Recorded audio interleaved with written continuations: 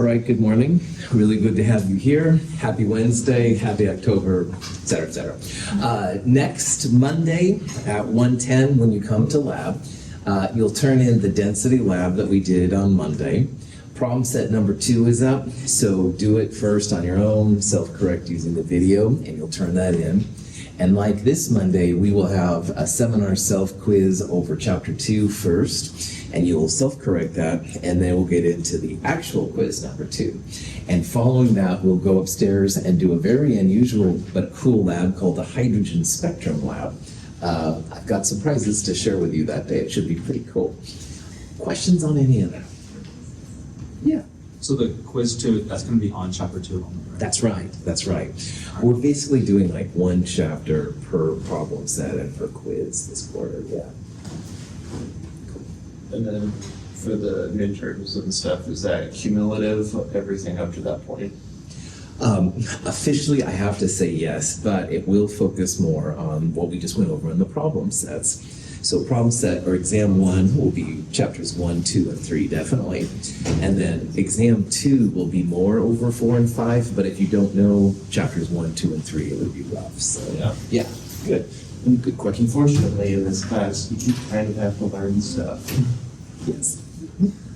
Darn it, that's just instructors. Other questions? These are good questions. Keep them coming. Today what we're going to do is figure out what the third piece of information on a good periodic table offers the chemist. Excuse me. We talked about the whole numbers and the symbols and what those mean, but we haven't really talked about the other number, and you can always tell what the other number is. There's usually lots of sig figs to it, so it's quite different than the other one. So let's just review real fast. The 5 here for boron and the 5's down there. What's the fancy name for the number 5 in this example? Atomic number. Atomic number, outstanding. An atomic number equals the number of protons. Well done, that's right. So 5 is the number of protons. 5 protons means you have boron. And that's why the good periodic table will have that, and these two are interconnected. So in the symbolism, the lower left corner is the atomic number. Now, if you have a neutral atom of boron, how many electrons will you have? 5 as well. Well done. Protons are positive, electrons are negative. And neutral atoms have to have equal protons and electrons. So if the atom is neutral, then these 5 numbers will also reflect then the number of electrons. If you don't have a neutral atom, and we'll see this more in chapter 3, the upper right-hand corner will have a charge, all right? But we're not there yet, so don't worry about that. Now, the upper left-hand number right here, what's the fancy name for that? Close. Close. Atomic number is lower left, so it's the something number. Mass number, my man. Mass number. So the upper left-hand corner is called the mass number. The mass number is equal to 2 of the 3 subatomic particles. Which ones? Protons and neutrons. Protons and neutrons, outstanding. Protons plus neutrons equals the mass number. So if you have this symbol right here and you want to find the number of neutrons, it's top number minus bottom number. So 10 minus 5, this would have 5 neutrons. 11 minus 5, this would have 6 neutrons. Now, the reason I wrote 2 symbols up here is that a lot of times boron comes in slightly different variations. I called them flavors on Monday, but I think I was hungry. What's the fancy name for that in chemistry? Isotopes. Well done. Isotopes. And all elements have at least one fairly common isotope, more or less. Boron has 2 primary isotopes, and we refer to those as boron 10 and boron 11. So boron 11 would be a little bit more massive. It has more protons and neutrons than boron 10 does.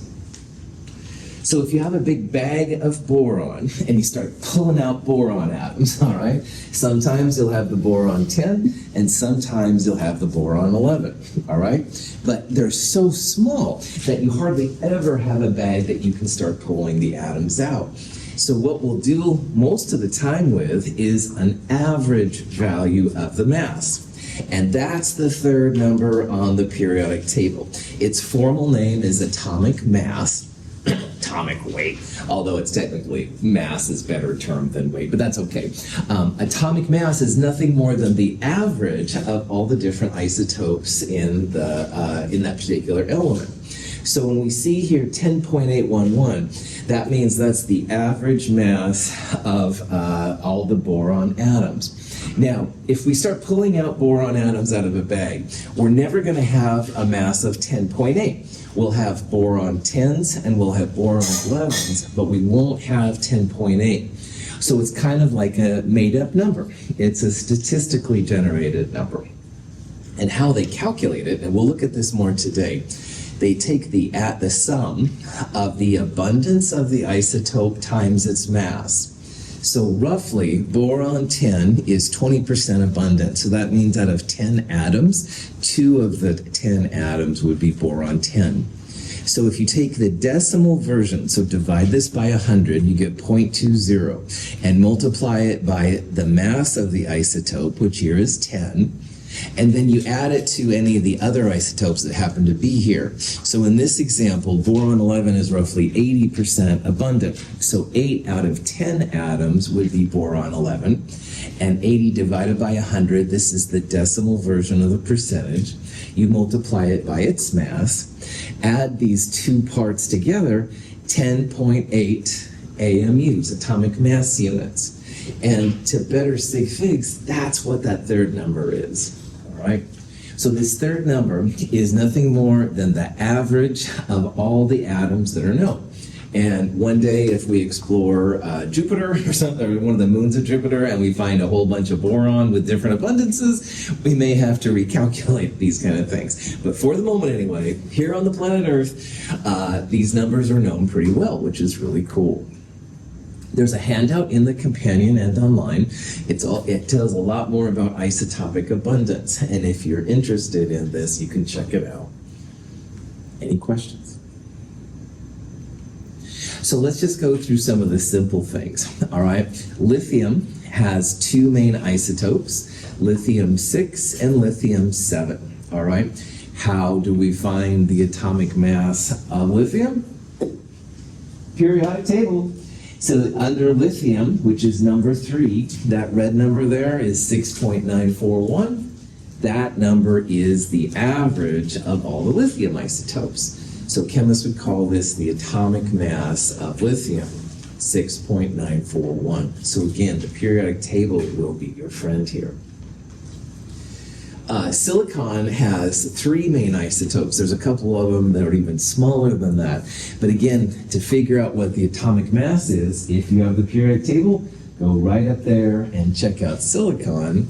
28.086 is what it is to the thousands. This one has even more sig figs, which is cool.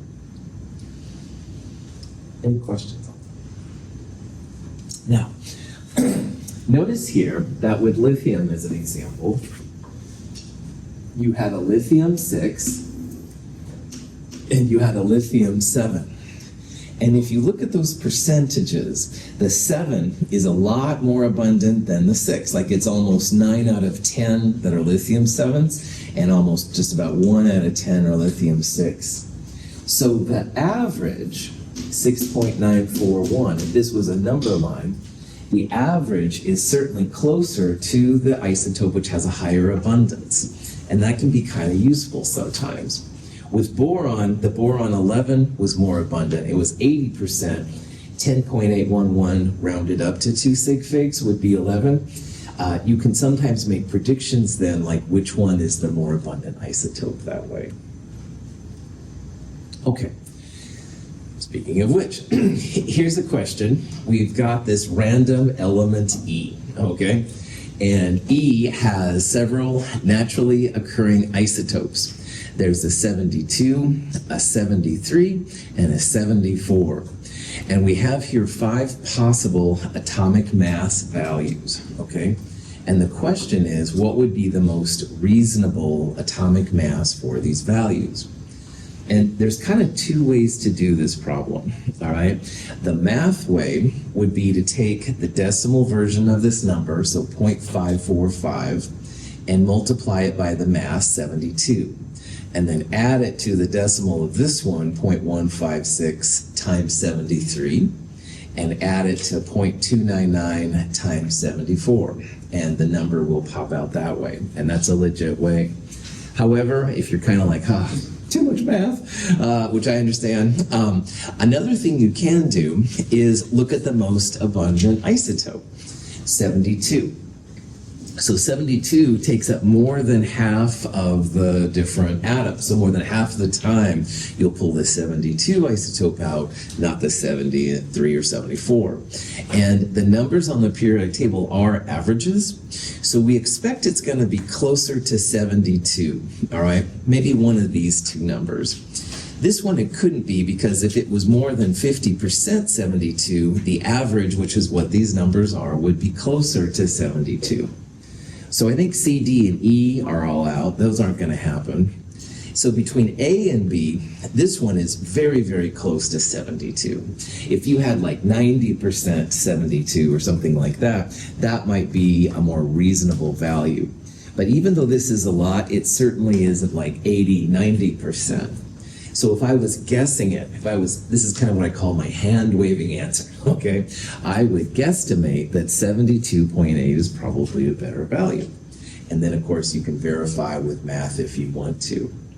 But for all of these reasons, yes, 72.8. So in this problem, you could do it the math way, which is awesome. You kind of think through it, hand wave, find the way that works best for you. They're both fine. Any questions? Yeah. So the atomic mass is basically a abundance multiplied by the weight. Does this mean that every planet has its own periodic table with different atomic masses on it? So they've collected like moon rocks and analyzed things on Mars and stuff like that. So we don't know, of course, for sure, because no one's actually been there with a mass spectrometer to see. So as far as we know, these abundances are universal, but that's pretty premature, man. So you go to Pluto, which is way out, beginning of the Big Bang. I mean, who knows, right? So as of this moment, these are the best values that are known, all right? But heck yeah, in the future, another periodic table. They redid a lot of the atomic mass numbers about 15 years ago. Even on the Earth, they had retabulated isotopes and they had better values. And these periodic tables use those numbers. So that's why if you use older ones, sometimes the values will be different for those kind of reasons too. Other questions? Now, here's another question.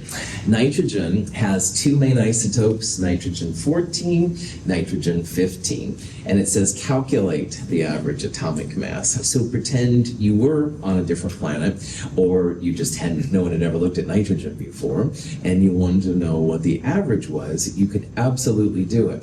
Now notice there's a lot more sig figs with these numbers. So instead of having whole numbers like 10 and 11 for boron, here we've got exact values, which is kind of cool. So what you want to do on a problem like this, turn your percentages into a decimal. And what you do is you just take both of these numbers and divide by 100. And those numbers you multiply by the respective masses of the isotopes. So this one is easy. It would be 0.996299 times that number. And you would add it to this divided by 100, so 0.003701 times this number. And if you do that and stuff, which is just calculator joy, 14.0068 AMUs. Now, if you look at nitrogen in this periodic table, it says 14.0067 AMUs. What could be some reasons why the periodic table here value is different than this value?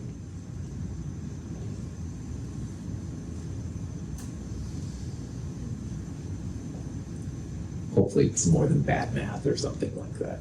So, this problem assumes only two isotopes. And in reality, nitrogen has many, many more. Now, some of them are super small abundance, and by math, it probably would do a lot.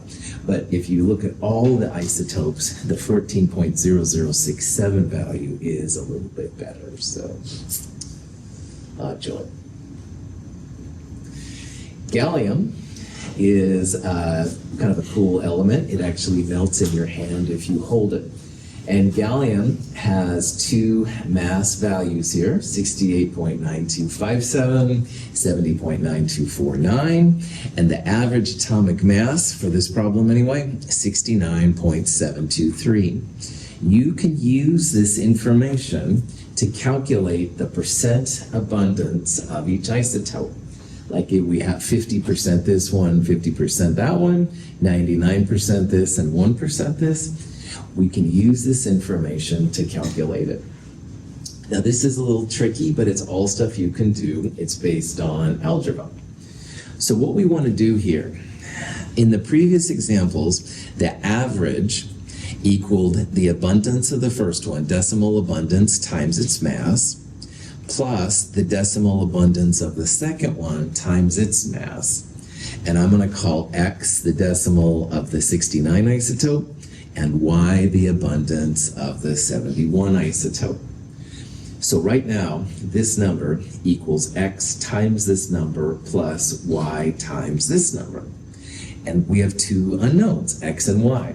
And those are kind of hard to solve in math. If you have just one, you can solve for X, but if you have two, it's a little bit more difficult.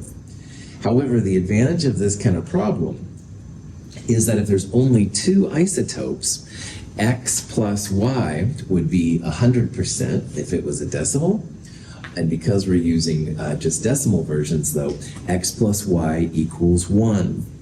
So if you have a problem like this to solve, and we're going to look at these, so this is a good thing to know, then the value of one of them, let's call it Y, is going to equal 1 minus X. So this process only works when you have only two isotopes. If you have three isotopes, you have to use a mass spectrometer. But for two isotopes, Y equals 1 minus X. Because X plus Y equals 100%, if it was a percentage, X plus Y equals 1 in the decimal version. Any questions? Okay, so what we're going to do on the next piece then is for this Y, we're going to put in 1 minus X. So we have then, instead of X and Y terms, now we have X and a 1 minus X term, all right? And for this problem, this is an algebra problem. I'm sure this is something you have done, all right? But what you want to do is you want to solve for X.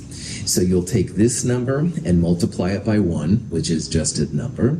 You'll also take this number and multiply it by minus X. So you'll have 69.723 equals this number times X plus 70.9249 minus 70.9249X. And you want to solve for X, get all the X's on one side, get the others on the other side.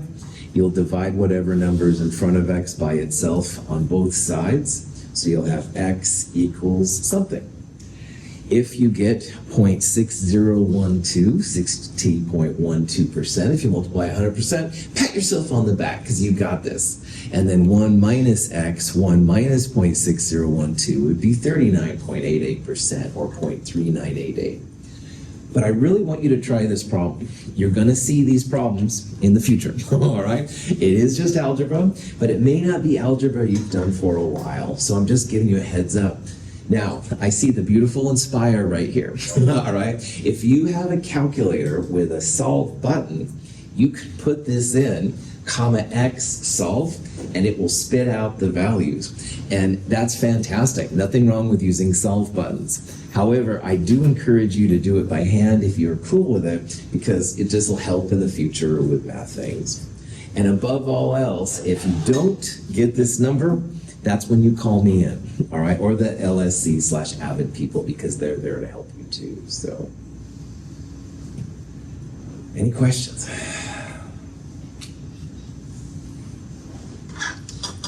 Antimony has two main isotopes. Antimony 121, there's the exact mass, 57%. The other one, 123, about 42%, with an average mass on the periodic table, 121.760. But the thing I want to point out again is that will you ever get one atom with any number on the periodic table? No, never. All of those numbers, not the atomic numbers, but the other numbers are statistically generated numbers, all right? And they're fake.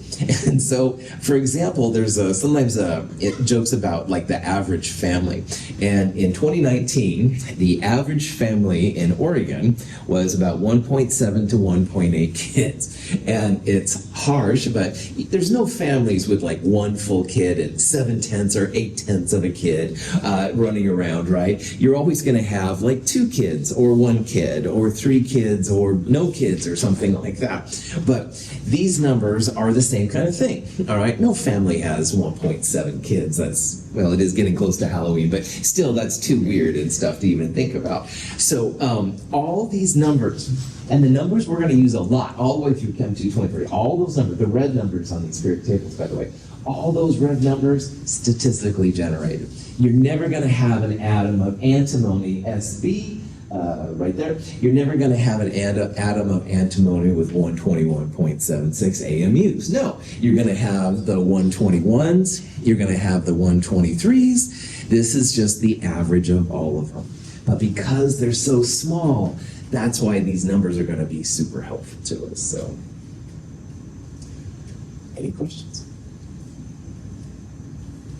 All right, so a chemical formula, we're going to change gears here a little bit, is when you mix more than one type of atom together, and it's a definite ratio by mass. So what I mean by that part, CH4 is actually the formula for a compound called methane, and it has 1 carbon and 4 hydrogens. So notice that the lower right-hand corner of the formula is the number of atoms. So this has 4 hydrogens and 1 carbon in it. Now, depending on the type of compound you see, the formula will be listed different. So for example, metals are usually listed before nonmetals. So table salt is sodium chloride. Sodium comes first, the metal, and chloride, the nonmetal, last. No one calls it chloride sodium or something like that. If you have all nonmetals, and again, nonmetals are the atoms in the upper right plus hydrogen, then what usually tends to happen is carbon is listed first, followed by hydrogen, oxygen, and then basically everything after that. So when you get to be a cool chemist, and you're just about there right now, don't worry about it, no one calls methane H4C, all right? Everybody calls methane CH4. The carbon goes first, the hydrogen goes next, oxygen would be third, stuff like that. It's not super critical at first to know about this, but I'm just letting you know why the conventions are as they are. And the nice thing is that if you have a molecule of CH4, you have 1 carbon and 4 hydrogens around it. We will build structures like these in chapter 4, all right? So for right now, I'm just showing you some graffiti, I guess. But anyway, you can at least then see why the formulas are listed as they are. Here's a kind of a cooler example. This compound is called glycine, and the formula C2H5NO2. So notice that the nitrogen was before oxygen, and that happens sometimes. You could also call this C2H5O2N, and that would be fine. This is the condensed formula. It lists all of the atoms in the formula itself. But when you expand glycine out, it looks a little bit different. So notice that the nitrogen is first, the 2 carbons are kind of in the middle, and the oxygens are right there. Hydrogen usually takes positions on the outside, as we'll see.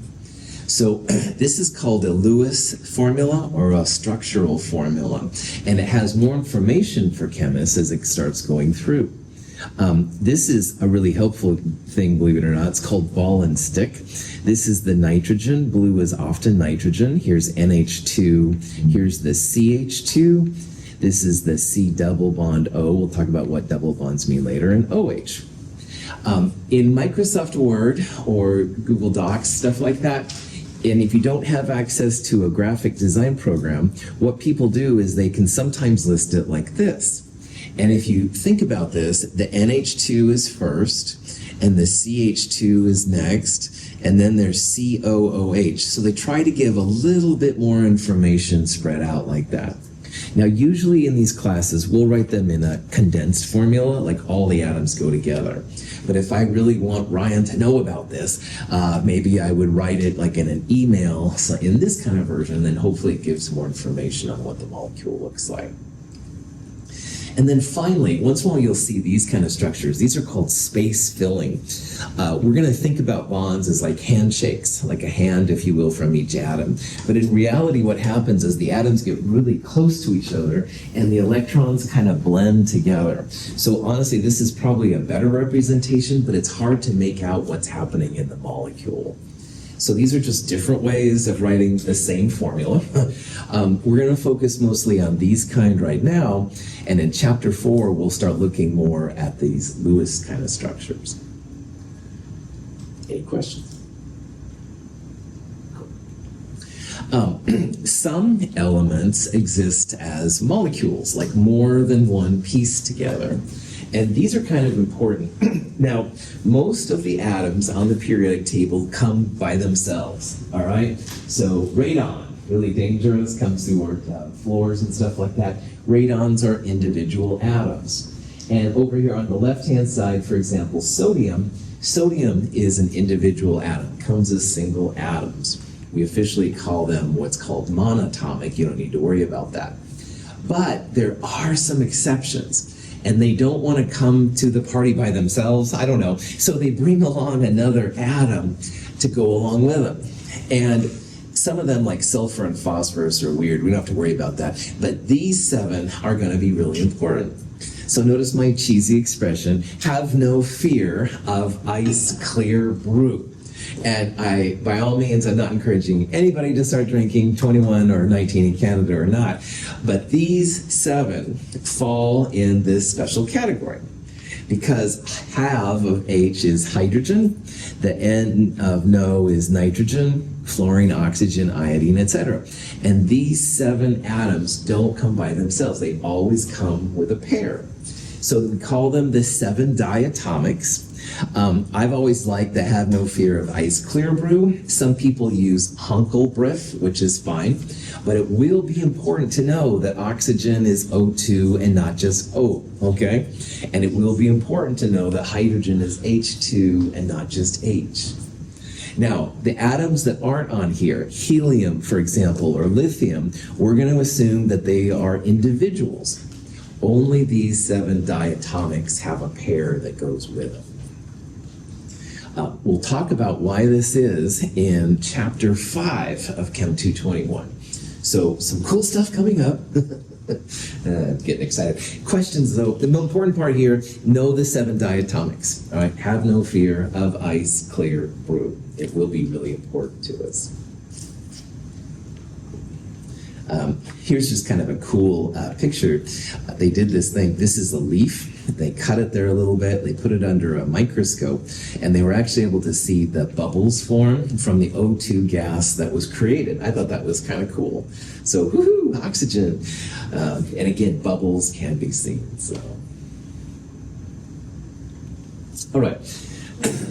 Now, if that wasn't enough, some elements, and carbon is the big bad boy here, some elements have more than one form. So instead of having, for example, just Michael, you'd have upside down Michael, or I don't know, but Michael likes to eat meat. I don't know. But anyway, an allotrope is a type of element that is an element that has more than one form. And carbon is the most important. Now, if you're using a pencil right now, you are using carbon as graphite. Sometimes they say that graphite is lead in pencil, but it's not really lead. It's actually carbon. And graphite is basically sheets of carbon atoms. So as you write, the sheet part of it like hangs out on your paper to create your notes. On the other hand, diamond is also carbon. So these are both carbon, but much different forms. If you tried to draw with diamond, it would like cut through your paper. It's one of the hardest substances known. So you wouldn't want to use this for writing, but you probably wouldn't want to use graphite for a wedding ring or something like that. So the different allotropes have different properties, big time. And carbon is the best example of this. There's another version of carbon which is fairly well known. It's called buckyball. It's a C60, like a soccer ball of copper, of carbon atoms. It was named after Buckminster Fullerene, who was kind of an interesting person. So carbon is the main allotrope we're going to see, but there is also oxygen. Oxygen has breathable oxygen, which is O2, but there's also ozone, the ozone layer, et cetera, et cetera. That's a form of oxygen as well. So a lot of elements do have allotropes. They have quite different properties. Any questions? I don't really know how to ask the question, but like what determines how the molecules go shape into that structure? Yeah.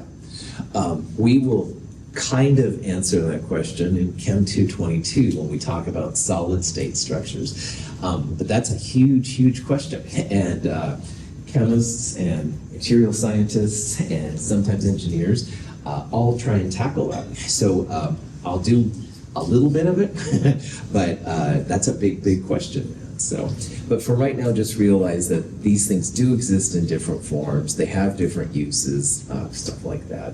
It'll be good. So good. So we'll come back to that stuff later. An empirical formula is an important concept in chemistry. There's a compound called benzene. It has 6 carbons and 6 hydrogens. It looks like a clear liquid. Don't drink it, kids. It's really bad for you. However, the formula, the molecular formula, what the formula looks like, 6 carbons and 6 hydrogens. The empirical formula of a molecular formula is the smallest whole number ratio of atoms. Whole number being an important term. So because these both have 6 atoms, you can take 6 and divide by 6 to get 1 to 1. The empirical formula would be CH. Now in chemistry, we almost always do not use fractions. So whole numbers are important. Like you could have C 1/2 and H 1/2. No, no, no. Chemists try and keep things in whole numbers as long as possible. So knowing about the empirical formula and the molecular formula is important, all right? Someone brings me a container of an unknown liquid and I send it away to get analyzed. The first thing that would happen is they would find the empirical formula of it, and then we can translate it using other information into a molecular formula. So when you have an unknown compound, the EF-MF ratio becomes important. MF, by the way, in my class stands for molecular formula, no other non-G-rated versions of MF running around. All right, here's another example. Acetic acid is vinegar, basically, the active ingredient in vinegar. The molecular formula of acetic acid is C2H4O2. So the empirical formula, smallest whole number ratio, if you divide all of these by 2, you would get C1H2O1. So it would be CH2O. Don't divide everything by 4, you'd have C1/2 and O1/2. Almost always no fractions in chemistry. So. Yes. You said divide by the smallest.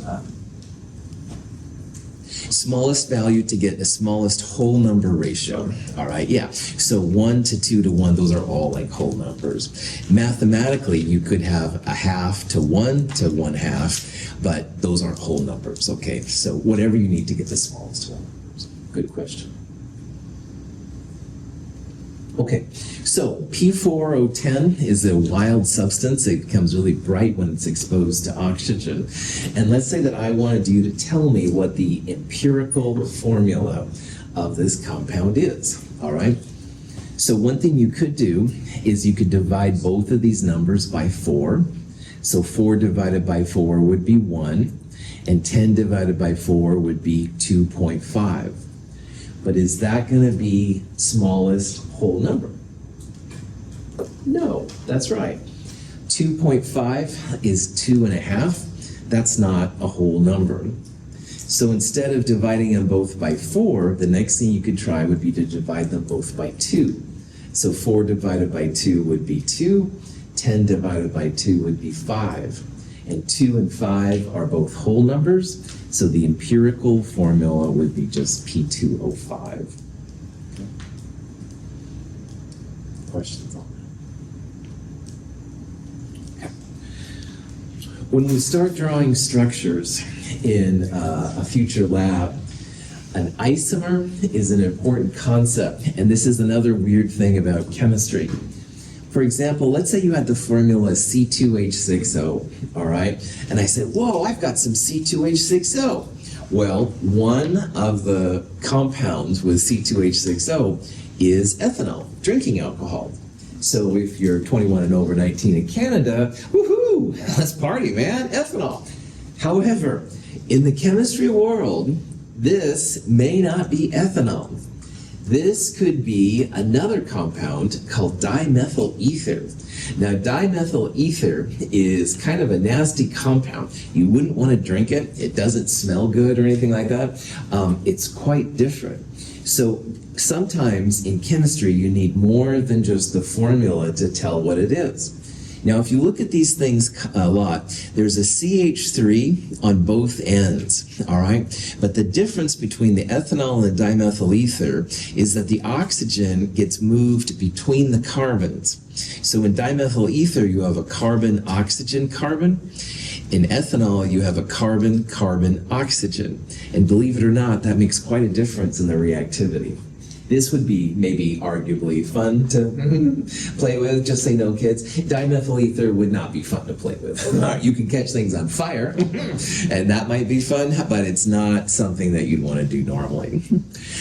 Here's 2 examples of C2H4O2. Now, the most common version by far is acetic acid, which is active in vinegar. But there is another version called methylformate, and this is also nasty stuff. The oxygen that was here on the end of acetic acid gets moved between the carbons to make this methylformate stuff. This might be deadly. I'm not sure. This is not. These other compounds are less than fun. So an isomer, same number of atoms, but different orientations in space. And again, we're going to look at this more in chapter 4, but I want to point this out. So the same formula with different compounds, definitely different boiling points, different melting points, different applicability to you and me if we get too close to it, different uses, all right? Dimethyl ether has some cool uses that ethanol doesn't do. However, you need to know as a chemist which one that you're dealing with. Any questions? Okay. So all of these things, numbers of atoms and stuff like that, leads to our next discussion, which is really important. Because in chemistry, we need some type of counting unit, all right?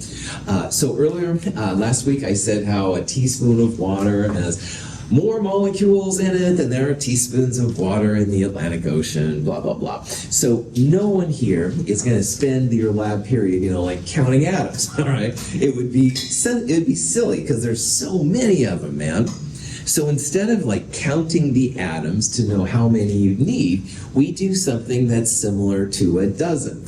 So there's something called the mole. Mole is not a little creature that runs around in your yard and makes molehills. The mole is actually like a type of a counting unit. It's kind of like a dozen. So the mole, and people aren't totally sure where the name mole came from, is really similar to the idea of a mole, all right? Similar to the idea of a dozen, excuse me. If I said, hey, go get me a dozen donuts, all right, no problem. Actually, this is a bigger class. How about 2 dozen donuts? All right, a dozen is 12, so 2 dozen would be 24, et cetera, et cetera. And maybe someone gets you a dozen roses. Oh, stuff like that. Or if you're really special, 3 dozen roses, whatever. A dozen equals 12, all right? And people know that you can have half a dozen, blah, blah, blah. Well, if you can have a dozen donuts, you could have a mole of donuts as well. But the difference between a dozen and a mole, you can keep a dozen donuts in a little box if you go to the store. A mole of donuts would cover the earth. It's just a massive, massive number. And this guy Ostwald was supposedly the first one to figure it out. So sometimes people call the mole the chemist's dozen. Like a baker's dozen is 13. Maybe you've heard that, maybe you haven't, doesn't matter. A mole is kind of like the chemist's dozen, but it's just a massive, massive number. So if you have exactly 12 grams of pure carbon-12, so carbon-12 would have 6 protons and 6 neutrons in it. If you have exactly 12 grams of pure carbon-12, that's what a mole is. And people are always trying to refine this number, all right? But when people have looked at it and incorporated all the things, they feel that exactly 12 grams of carbon-12 has 6.022 times 10 to the 23rd atoms in it. So instead of 12 for a dozen, a mole is 6.022 times 10 to the 23rd. Now, just as some background, all right? In scientific notation, 10 to the 9th is a billion. And if you had 10 to the 9th twice, 10 to the 18th, that would be a billion, all right? So 10 to the 23rd is even bigger than a billion. So it is a freaking large number. It's just incredible, all right? However, the way it's been set up, which is awesome, 12 grams of carbon, or with all the isotopes, 12.01 milligrams, you can hold that in your hand, all right? This is a measurable quantity. We all use the balances in the density lab on Monday. You could measure out 12 grams, and if you have 12 grams, that means you've got 6.022 times 10 to the 23rd atoms of carbon, all right? So this is why this is so helpful. No one's going to measure, count out the atoms or the molecules or anything like that. They're so small. But using the mass balance, you can quickly then find out how many atoms or molecules you have. So it's a pretty cool thing. This number here is called Avogadro's number. It's a good number to know/memorize. We're going to use it a lot in chemistry. And it sometimes gets the symbol capital N, little a like that. Avogadro was the first person to propose a number like this. He didn't actually figure it out, but he did propose it. Any questions? Cool. Now, excuse me. What's really, really cool about this is the way that scientists have set it up. These average mass numbers, so for example, 10.811 on the periodic table, 2 meanings, all right? The way they've set it up. If you have 1 atom of an average boron, which of course doesn't exist, but pretend you have one, 10.811 would be the atomic mass units of 1 boron atom. And 1 AMU is like 10 to the minus 24 grams. And that's kind of philosophically interesting. So boron has a bigger number than, say, beryllium right before it. That means that boron has more mass, all right? And that's kind of cool. But what's even better, and the one we're going to use most of the time, is that 10.811 also refers to the grams of boron in a mole of boron. So if you want 6.022 times 10 to the 23rd atoms of boron, you want to mass out on your scale 10.811 grams. And then you've got the 6.022 times 10 to the 23rd atoms. So the periodic table, those numbers are so cool for chemists. Because again, 2 reasons. An average mass of 1 atom in AMU, but what's going to be even better, it's the grams of the element in a mole of the element. And in a mole, you've got 6.022 times 10 to the 23rd atoms.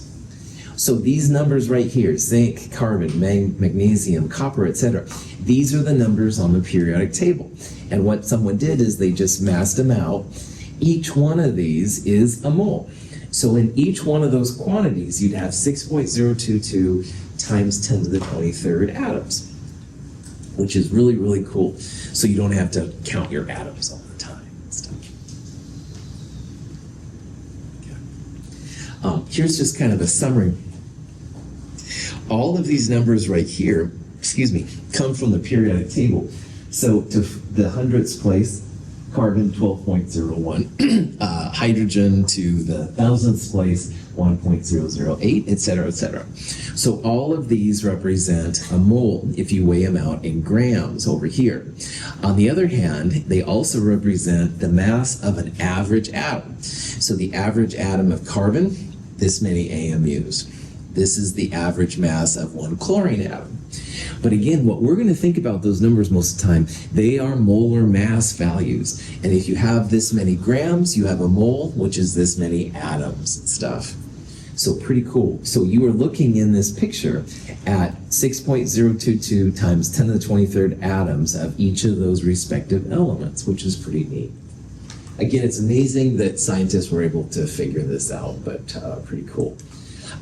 Hint for the wise, you can do any number of sig figs based on these numbers, but if you use 4 sig figs, you're almost always good to go in chemistry.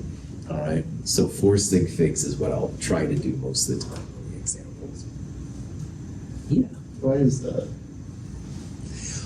How many sig figs did you use, like for mass on Monday? 4. Yeah. It's based on the technology and the utility and probably the cost per experimental point. It's a real good price point, I guess, and stuff for most labs. Now, sometimes you'll need more, and you can absolutely go to the periodic table and get more. But most of the time, 4 works out pretty well. So, cool. You never want to have fewer sig figs than you need to. So that's why 4 usually gives you a little bit of a buffer, too. So. Okay, so what is the molar mass of the element with an atomic number of 12? Now, atomic number means number of protons.